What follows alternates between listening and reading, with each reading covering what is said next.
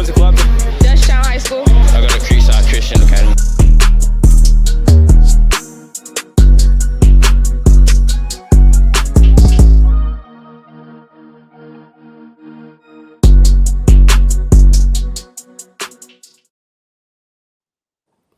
All right, we here. Another episode live with Coach Brad. A man that needs no introduction. This is season 2, episode 4.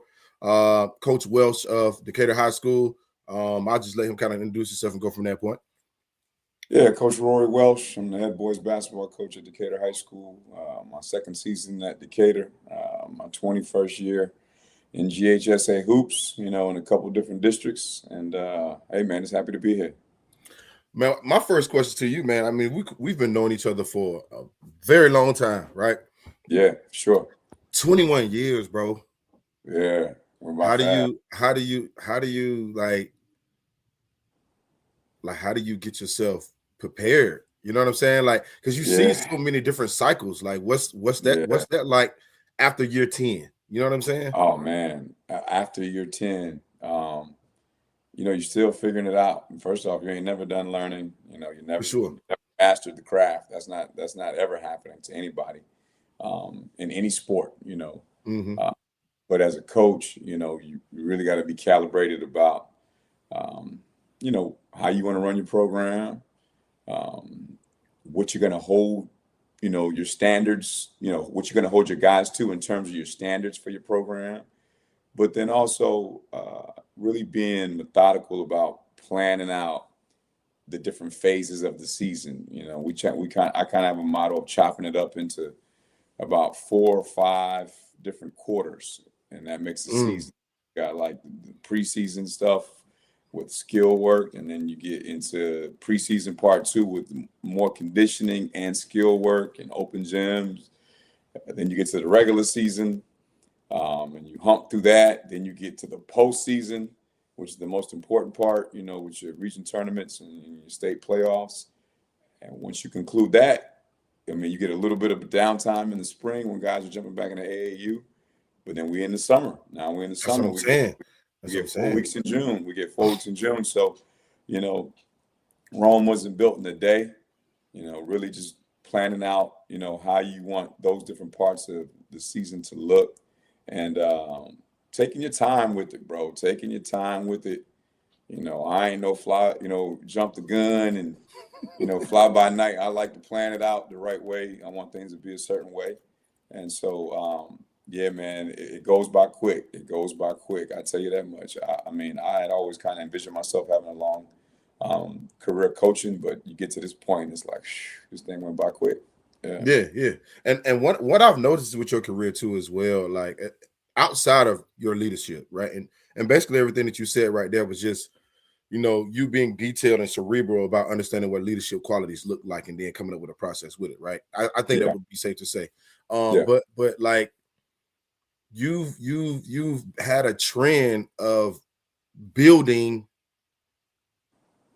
programs. You know what I mean? Yeah. Like if you look at your resume, and we'll get into that and we'll show that too as well. But like you know how to build. You know what I mean? Like that's a unique facet that a lot of coaches, I ain't gonna say a lot of coaches, but it's different because some coaches want to go right away in and then right from that point, you know what I'm saying, go from there. But you're talking about in year 2. I mean, of course, you guys are on a 12, 13 game winning streak right now. But this is still the process of you building because it's only year 2, right? Correct. So if this is year 2 and you already at 13 game for 12 game winning streak, year 4 or 5, we might be looking at dicks, man. You know what I'm saying? You never know at this point. Like, you know what I mean? Because I'm just looking at the trajectory. You know what I mean? Yeah, it's moving fast. It's moving fast. It's moving faster than I thought. I ain't gonna lie. You know what? I can't even say it's moving faster than I thought. It's moving right where I thought it was gonna be because I had played Decatur 2 consecutive seasons before I took the job. So right. Like my senior class right now, I have 2 players on the team who were freshmen the first year I played them, and one of them was a starter, which was Bryce Housen. And they came over. We went over to Decatur to play them in a game, and I'm like, man, that freshman, man, he's gonna be pretty good, And then the sophomore year, they owed us a game, so they had to come to Decatur. They had to come to Langston. And we played them the second year. Both games was dogfights. And They had Wellborn and they had Howson, and they were 2 sophomores on that team. And I'm looking at it like, geez, first off, man, I live in East Atlanta. Yeah, I know. That was the next thing I was going to say about it. We was going to talk about very that. close to Decatur. Yeah. So there's not many schools in my neighborhood. I live right next to Grant Park that, I would consider wanting to coach at, especially with my family dynamic now. But when we played them, I'm like, man, that's a good spot over there. That's a good spot over there. Just thinking of it, I'm like, they got some players too. They got some players too. But when it came to the point of me interviewing and taking the job, I'm like, with this crew, I think we could really hit the ground running. Like, there's not going to be a lot of rebuild, because first thing is I got a point guard, I got a show enough wing. I had a couple bigs that were, unproven and had played JV, but they had great size and great athleticism. And we had a couple other pieces, kind of in the fold, that were unknown. But when I went and started watching them play AAU, because I took the job in April, so I'm like, let me go watch these boys play AAU and see how they look. I'm like, wow, we got some pieces here. So I really thought, year one we would be a state playoff team, which we were. I felt like we could have made a deeper push, but we got, matched up with Dutchtown. Yeah, of course. Yeah. You go against AJ Williams, man. That was that group last year, man. Shout out to Corker too, but that group last year, they were clicking at the right time. You know what I mean? They went on like a 20-some game win streak or something like that. Absolutely. Yeah. So, a little disappointed with that. But then what the biggest disappointment was, Tobias Brinkley tore his ACL right before the season started, and that was very unfortunate for him. So that really was the setback, because had we had Tobias last year, his junior year, we definitely would have had won a few more games and maybe even advanced in the playoffs. That talented. So, I had really had it planned in my head that, by year 2, we should be, a force to be reckoned with. And luckily the players, they really bought into what I was selling, to what my staff is selling. And they were a little bit more talented and athletic and hard-nosed than even I had anticipated. So for us to be here in year 2, really getting this thing off, to a good start, all the way through the midway point, I'm not surprised by it, to be honest with you.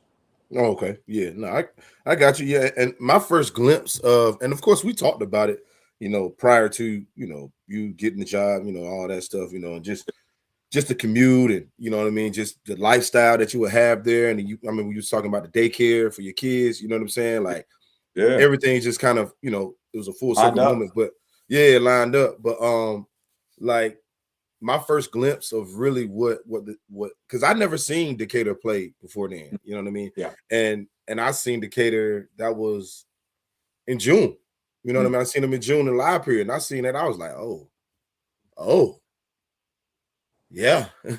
Yeah. Yeah, you know what I'm saying? Like, to me personally, just me, and this is me, it reminds me of the second year team that you did the back-to-back at Langston, because they were seasoned, they understood how to play, you had the athleticism, you had the size, they already had a structure already, and then it was already tough nose, and then you just put your twist to it. Like, so that's what it reminded me of. Of course, not the same players. Yeah. I would love to see that matchup if it was possible. Yeah, if we could make it happen. This group, you know what I'm saying? I ain't gonna lie, because that group was tough. I ain't gonna lie. That second year with Landon, that group was tough. But totally different style team though from what you have now. Sure. You know what I mean? Because you got a lot of size, you got skill. I mean, you can play anyway, and that's what makes it a championship caliber team. You know what I'm saying? One thing that that surprised a lot of people. First, when we walk in the gym, we look the part. We got a very, big basketball team. We got like 6 kids that are, 6'6", 6'7", and we have 3 point guards that could start for anybody in the state of Georgia. Bryce Howson, Quintavious Strozier, and Stone Richards. Them 3 guys can play point guard on any man's team in this state. And then we got 3 bigs that could start on any man's team in this state and be able to produce. And that's Eli Beard, Isaiah Wright, and Chris Person. And then we got the 2 wings that you got to deal with Jason Wellborn and Tobias Brinkley. So a lot of pieces there. But, we can adjust to any style of play. You want to go big, we'll go big. We'll bang with you. You want to play small, we'll put TB at the 4, and That's what I'm that's saying. small for us. You know Yeah, that's what I'm saying. We don't got to put him at the 5 because my 5-man can move. You know, I can go put an athletic, quick. My 5-man is a soccer player, Eli Beard.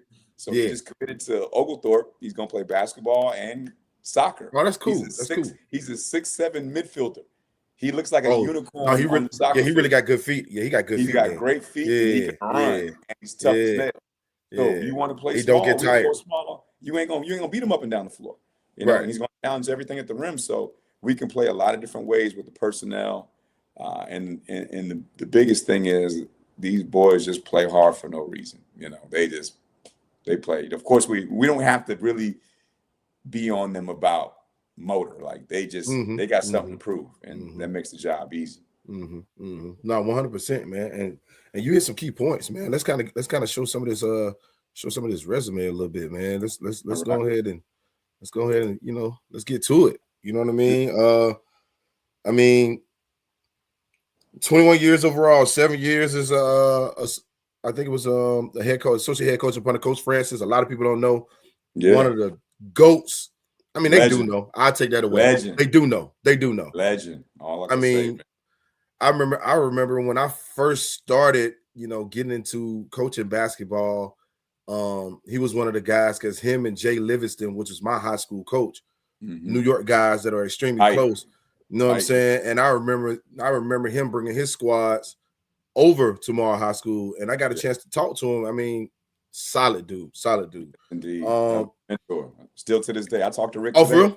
I talked to Rick today. He comes to games. That's what's up. He's been in our last 2-3 games. He'll be there Friday night versus Tri-Cities. That's my ace Boone Coon, man. Oh, yeah, that's what's up. Yeah. 12 years co-athletic director at Langston Hughes. I mean, if you don't know about the record at Langston Hughes, you might want to Google it. I mean, that's arguably one of, I think at that time, when you talk about must-see basketball, in that era, right, those 2 years, in that era, I feel personally, and this is just my opinion, but I mean, I know basketball too because I've been around. My opinion, it was only 2 teams I felt like in that era where it was like must-see basketball. It was y'all and Upson Lee. Correct. And we almost beat them. Damn, I was trying to break the record. I was trying to beat I already know. They got us at the Hawks Naismith. The second event. That was the only 2 teams at the time. I felt, shout out to my boy Ty Fagan. I was just in the gym with him. Been in the gym with him for years, but that was a special group. Saw Javon Walker in the playoffs yesterday with the Jacksonville Jaguars playing defensive end. You know what I'm saying? Defensive end. Real deal. Boy was a That's next level. That's ball. Next level right there, man. I'm talking about a brick wall. Yes, literally.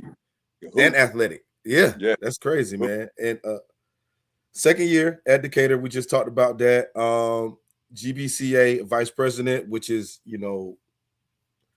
I commend you personally for that because that is not, that's not an easy task. You know what I'm saying? And for you to handle it with class the way that you handle it, shouts out to you for that.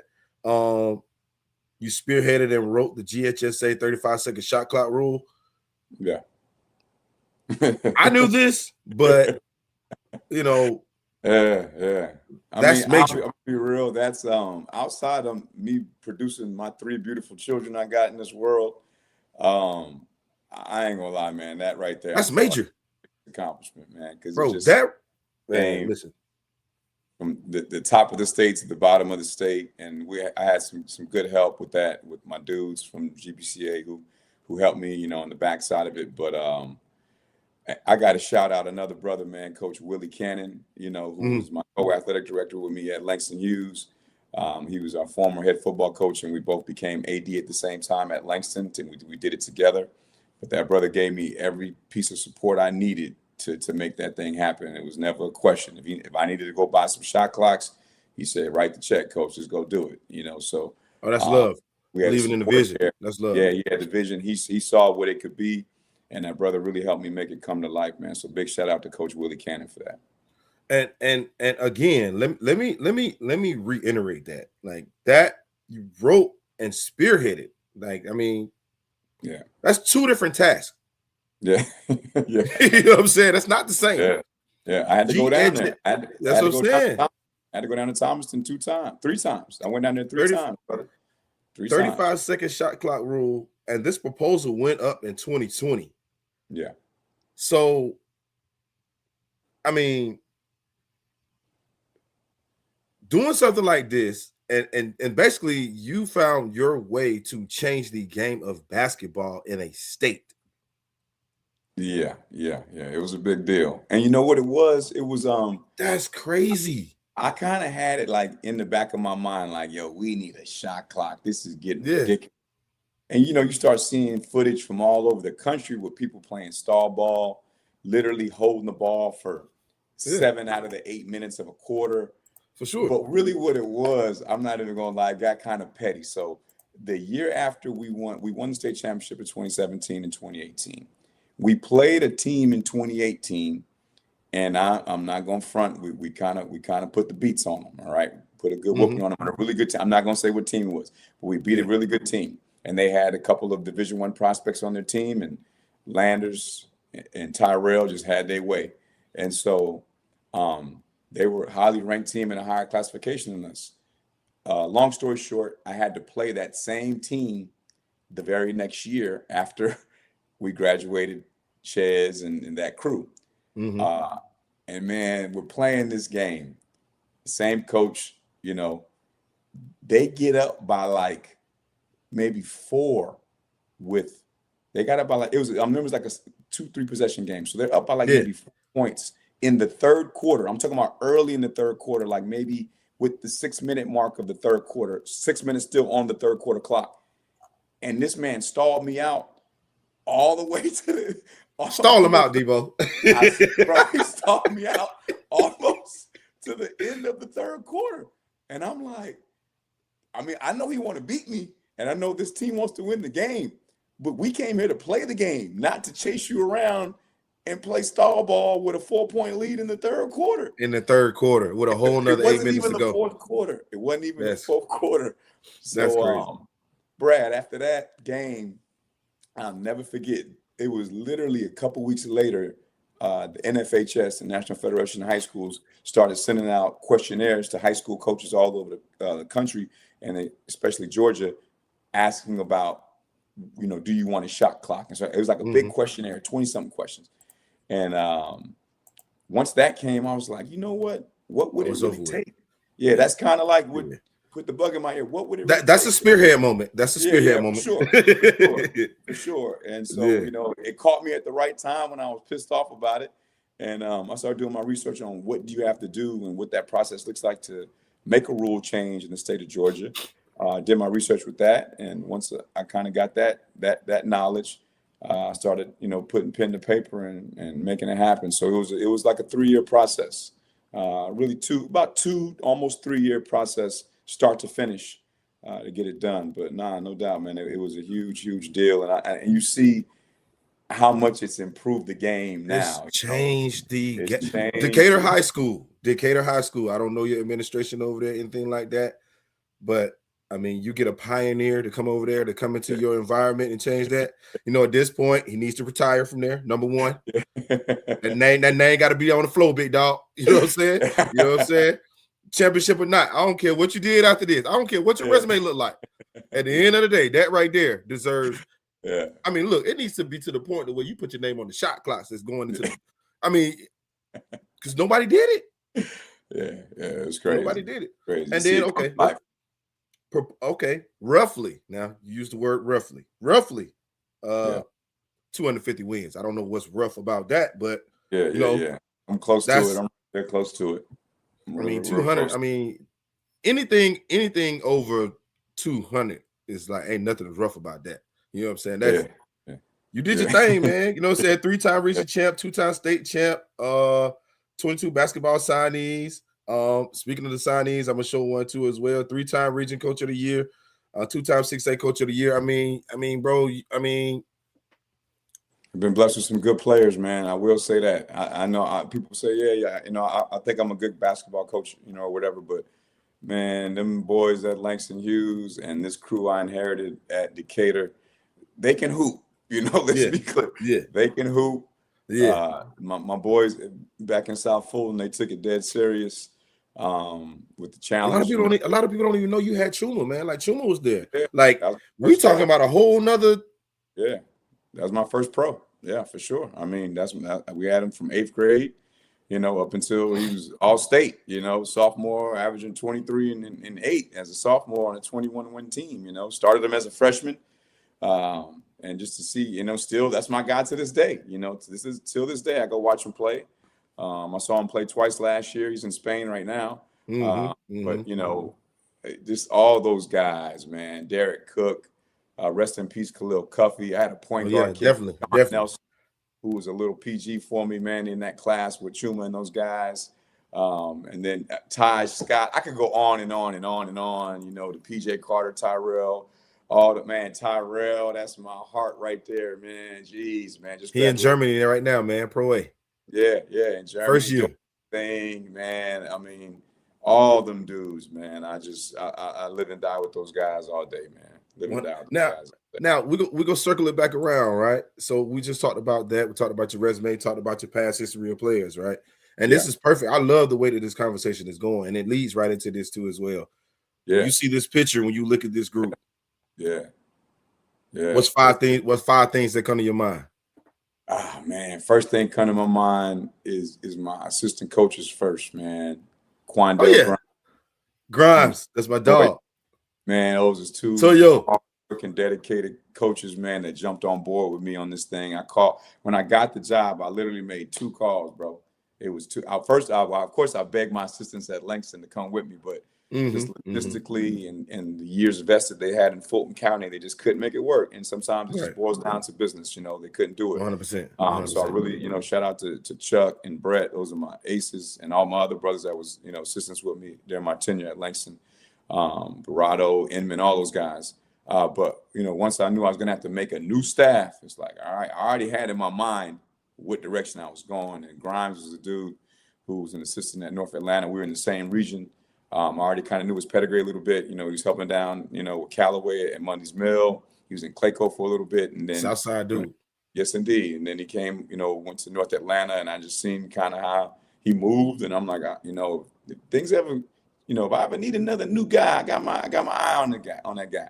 So I called him, man, and he jumped on board. And then man, Justin Toyo, man, he's one of my former players. I've only had opportunity to get 2 of my former players involved in coaching, and Derek Cook, who's helped me at Langston, and now Toyo. And Toyo always told me he wanted to be a coach. I've known Toyo since he was an 8th grader. I had him all 4 years at Lovejoy. And, we always had a tight relationship, and I watched him play all through college, and I'd always go, watch him practice. I'd pull up on, UTC. I'd pull up at VCU, spend 3 days, and chill up there and just watch the team practice and watch a game, and just continue to, build our bond, as a big brother, little brother. And he told me, when I get out of playing, he said, I'm retiring when I'm 30. Wherever I'm done, coach. If I ain't in the NBA, I'm retiring at 30. So I want to get into coaching. And literally, he told me this, and then like a month later, the job opens, and I'm like, all right, if I got to put a new staff together, I got 2 horses I'm hitting up, and that's Grimes and Toyo. And it literally fit, man, just hand to glove in terms of our staff, camaraderie, how we flow as a group, and how we teach the game and installed our system. And he's been a perfect mentor. I got 4 big kids, man. I got 4 bigs. That's what I was just about to say. How was that for them? Because, usually with most high schools, you get a big coach, but you don't get like a big coach. You get what I'm saying? Like it's a little different. You know what I mean? Like, and we talking about somebody, he could still get out there and he'll dunk on you. Yeah, sure. It ain't like, you know what I mean?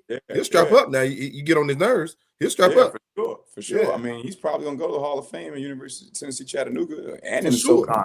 And so his attention to detail and being able to communicate that clearly to these young bigs, that's why we're at where we're at. Because I was about to say that's the difference. We do a lot with guards, and we got good guard play, but when you have bigs that know the nuance of how to duck in, how to get a big goal post, how to seal their man on various angles from the ball getting reversed, and when they're getting fronted, how to score when you're getting 3-quartered, how to score when you're getting full fronted, and how to work angles to get the ball back.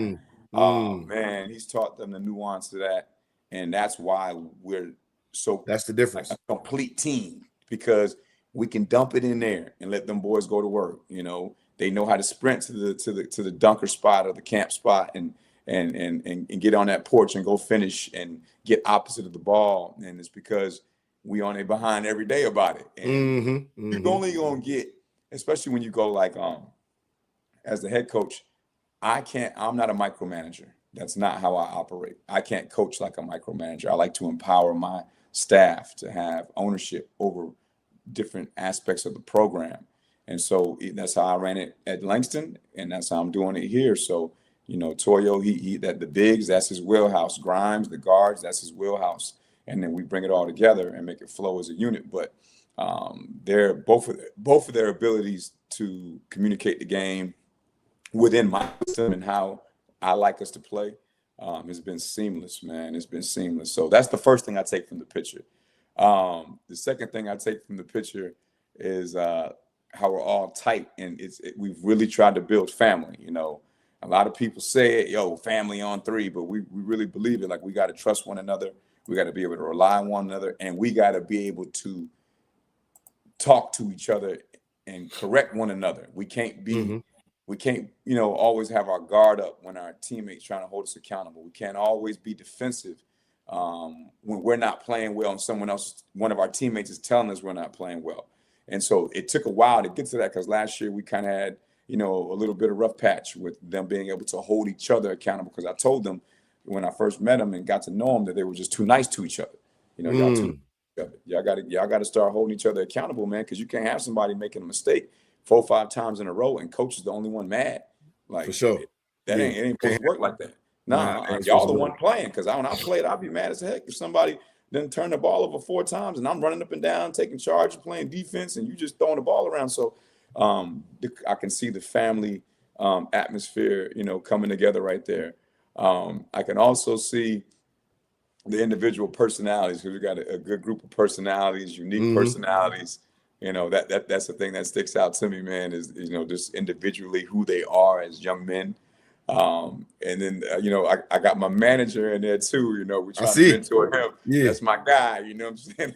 That's my guy, boss, man. So, you know, bringing him into the fold, you know, because, you know, we ain't just mentoring basketball players, man. We're mentoring, you know, all young men that need mentorship and need big brothers. Need father figures, man. And bringing him into the fold this year has given us a little boost, man. So, man, I got to say, man. And then last but not least is just, this is like the reward. I can see the reward, because I ain't gonna lie, we wanted to beat Grayson real bad, bro. I'm already knowing. We felt like we had some statement wins before Grayson, beating some really good teams. We had a really good, you know, non-region schedule. But for them to not have lost a game in almost 3 years to an in-state opponent in the regular season, we just felt like the opportunities right there for us. I never told them that, my team that. I just made it all about the X's and O's, the personnel, the execution. But in the back of my mind, I'm like, yo, I want to break that record. Like I talked about the ups and lead thing. I wanted to break that ups and lead record. So again, Grayson, let's say that one more time. At the time, Grayson hadn't lost a game in how many years? Almost to a Georgia State opponent. To an in-state opponent during the regular season. So they had lost in the state playoffs to Will. Oh, for sure. Yeah. They beat, and then they won a state championship. But it had been almost 3 seasons where they had not lost a regular season game to a team from the state. They had lost out-of-state games, you know, going. Oh, for sure. Schedule. But so, you know, we just a regular old public school program, man, in the city of Decatur, man. You know, so I'm telling you a little bit. No, I definitely wanted to choose this picture because, for one, I seen family when I look at this picture. I also see unity. You know what I mean? And you can also see this is, you know, we're hoopers, we're basketball players, we're coaches, we're basketball guys. You feel me? So like, this is one of those pictures to where the public really don't get to see this. You know what I mean? This is that authentic, real in the locker room. You know what I'm saying? Like, that's dope, man. You know what I'm saying? That's dope, man. I wanted to share that picture, just get your thoughts on it. And the conversations is kind of leading into it, man. And Just kind of go from that point, man. Yeah. That might be one to frame right there, big dog, for real. No, man. that one's getting framed. Let's be clear. That is definitely a classic, man.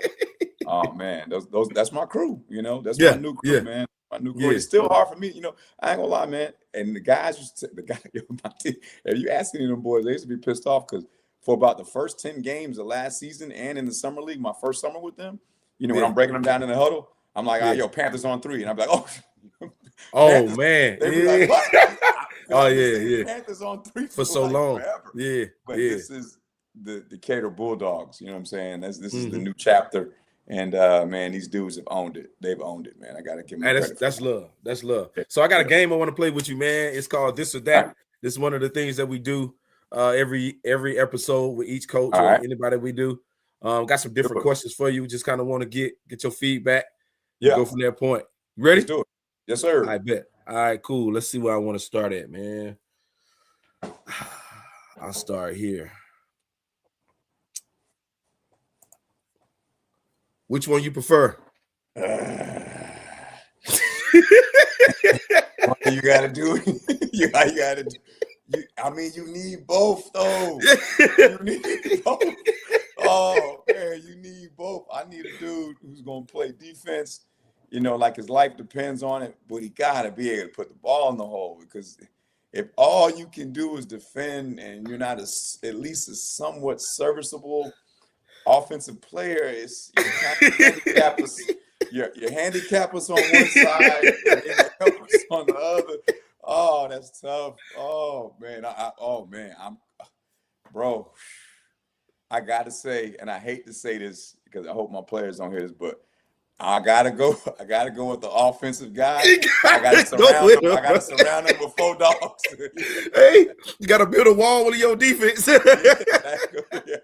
No, I get it, man. I get it. I said the same thing. I was like, yo, which one I'm gonna choose on this? I'm like, I don't know, man. But no, I get it. All right, here we go. Here another one. Ooh. Above the rim, and he got game. I gotta go above the rim, and you know, just because I love Denzel, but in this flick, I felt like, Denzel, great actor. It wasn't his best. It wasn't his best. All right, but Above the Rim is just a classic hoops movie. I mean, my man was the Georgetown, back in that era, Georgetown was just. Georgetown was duped to us, you know what I'm saying? Yeah. And so for him just all the storylines with Pac, and then his older brother. It was just so many storylines. Then just hip hop on 1,000%, man. I'm a hip hop dude, man. I'm hip hop aficionado, man. I grew up in that era. I'm 46 years old now, but Above the Rim, I got to go with that one. I love both of them. I think both of them are classics. I think He Got Game tells a different story. For sure. It's a different storyline, but Above the Rim was just like that. It's like an and one movie. It was like real raw, uncut. Mm-hmm. You know what I'm saying? Like No doubt. Like they grew up. Both of them grew up in 2 rural areas. You know what I'm saying? But it was just the way that they grew up and what they was around was totally different. But I ain't gonna lie, I have to go Above the Rim too, man. Because Georgetown at that time, bro, I was the one with the Allen Iverson jersey on, and I had my Jordans on, sitting up watching the game. You better believe it. I ain't gonna lie. Felipe Lopez, I was a fan of him too now. You know what I'm saying? Big East basketball was, it still is to this day. Let's be clear. Oh, for sure. Matter of fact, I leave and last but not least, the soundtrack. The soundtrack just takes it over the top. It takes it over the top. You won then. It's over. Yeah, that's because the other soundtrack wasn't. We'll just leave that where it's at, man. We'll leave that where it's at. If you had to choose some hot wings, American Deli, A-Town Wings. I gotta go American Deli, man, just because they got that American Deli right on Decatur Square, man. I walk up there once it's about 4 or 5 Decatur students that owe me a 10-piece from American Deli as well. Let's be clear about that. But I gotta go with American Deli. That's just that classic that's always been around, man. A-Town is definitely, it's a classic top notch. I'm not knocking nothing against them, but just for where I'm at in my locality, American Deli. That's what's your flavor?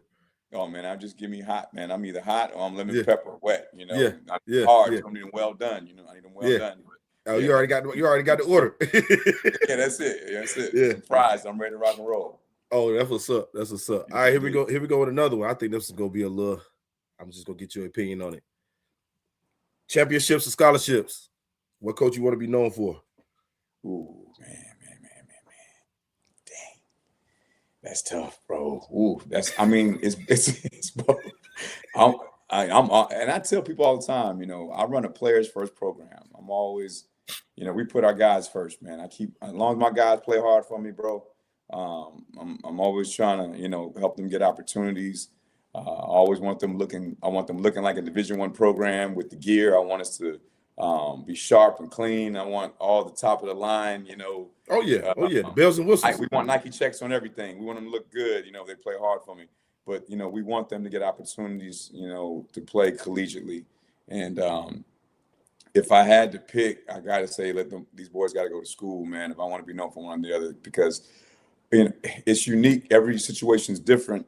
Mm-hmm. Some kids really pour everything into basketball for simply a basketball scholarship, and then some kids have the academic component to go with it.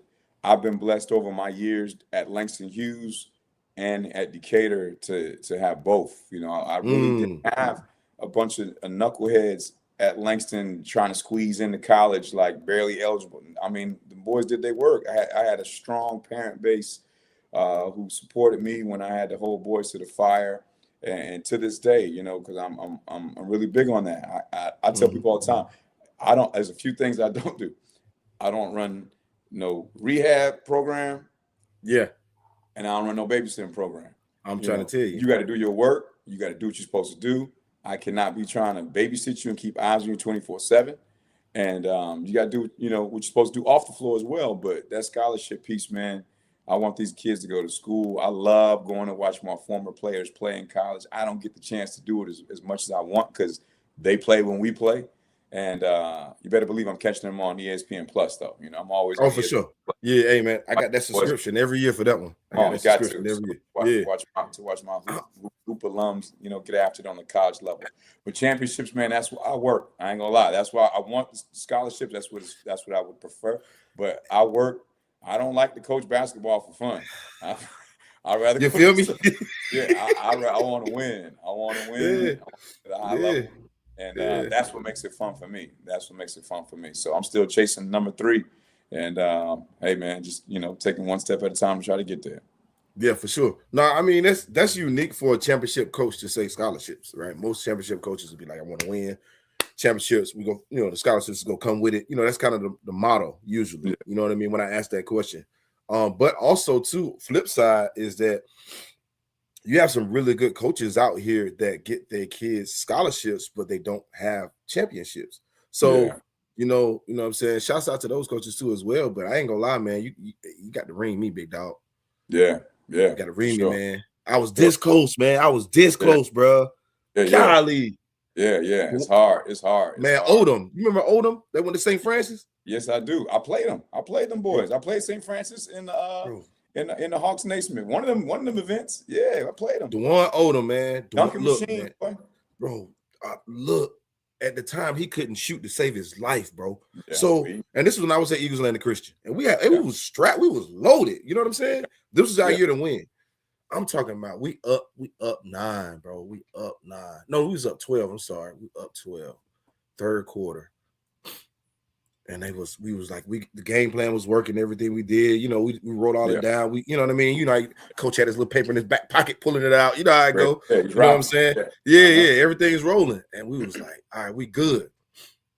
He started making shots. And you know he couldn't shoot. He started hitting shots as we was backing up. That was the game plan. And he started hitting shots. Bro, he looked like he was a lottery. He looked like a lottery pick that day. Yeah. I mean, uber athletic, big time motor. Oh my God. I mean, I almost thought he played better at Xavier than he did at Georgia State. I mean, it's kind of weird. I thought the same thing too. Yeah, you know, but every situation is different, you know, because it takes more than one guy to play well. For sure. But no, Odom was a beast. But yeah, like I tell people all the time, I was supposed to win 5 at Langston Hughes. I was telling my team that, you know, That's why we can't take the year before y'all won. That group was loaded.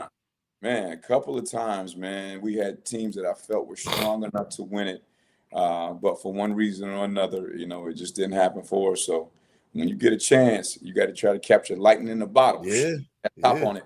Yeah. So that's what we're trying to do right now. But yeah, championships is what it's all about, brother. That's why we work so hard. And there's so many good coaches who never got opportunity to win a championship, and it just takes a very unique situation to do it. It takes some luck too. It takes a little bit of luck, yeah. Matchups, injuries, all that type of stuff comes into play. It's only easy to a few guys. I tell you, Sharman White and Larry Thompson, them boys got the juice. I don't know how they figured it out, man. Yeah. Right there. But them two brothers right there, they've captured lightning in the bottle many times over. But it's very, very difficult. They make it look easy, but it's very difficult. Looks so easy, man. Looks so easy. It looks so easy. All right, here we go. Last one. Coming to America on Friday. Oh, man.